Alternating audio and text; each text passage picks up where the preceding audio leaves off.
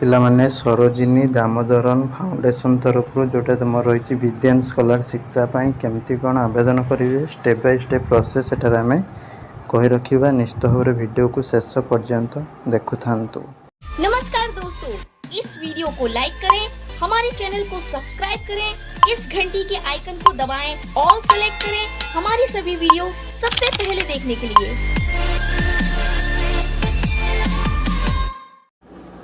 ପିଲାମାନେ ତୁମେ ଏଠି କ'ଣ କରିବ ନା ଡେସ୍କ୍ରିପ୍ସନ୍ରେ ଥିବା ଲିଙ୍କ୍ ଉପରେ କ୍ଲିକ୍ କରିବ।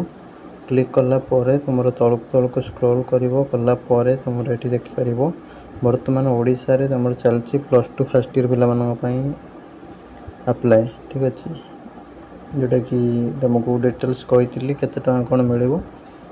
ତ ଏଠି +2 ଫାର୍ଷ୍ଟ ଇୟର୍ ୟା ଉପରେ କ୍ଲିକ୍ କରିବ। यापर पुणी आम आगू जितेबाला आसो अन्य सब क्लास तो ताको आम डिस्कसन करवा। तो ये फास्ट क्लिक कले तुम ये डिटेल्स पूरा शो कर 11th 12th तुम मैक्सिमम तुम 10,000 पर ईयर मिल। ठीक अच्छे, तुम 10th 80% एभव थे तुम आवेदन कर तुम डिजेबिलिटी स्टूडेंट मानक 65% एभव थे तुम अप्लाई कर। लास्ट डेट तुम रोचे 15 अगस्त। ठीक अच्छे, 15 जुलाई रोचे एप्लिकेशन लास्ट डेट। तो से अनुसार जो मैंने सब इच्छुक निश्चित भाव में डॉक्यूमेंट तुम 10th और फोटोग्राफ इनकम सर्टिफिकेट अपलोड करके अप्लाई करनी। ठीक अच्छे, पूरा डायरेक्ट कौन कर तौक स्क्रॉल कर अप्लाई ना बटन उपर क्लिक कर।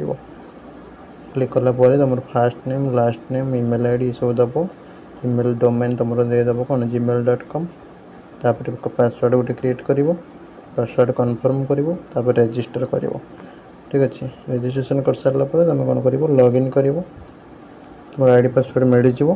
ठीक अच्छे, लॉगिन तुम ईमेल आईडी और पासवर्डटा मांग। तो ये लॉगिन करनब करने कि तुम अप्लाई करदेव पूरा डिटेल्स पर्सनल डिटेल्स और इनकम डिटेल्स ये सब देकी अप्लाई करदेला तुम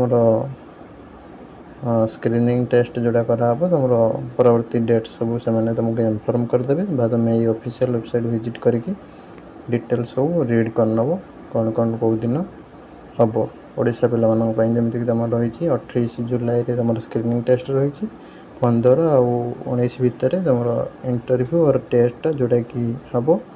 ठीक अच्छे, एक्जाक्ट लोकेशन तुमको इंटीमेट कराब जोटा कि मेल माध्यम। ठीक अच्छे, तो यहाँ थी तुम विद्यान स्कॉलरशिप रिलेटेड जहाँ भी डाउट रोचे नंबर कॉल करके बुझी पार। रही नमस्कार, जय जगन्नाथ।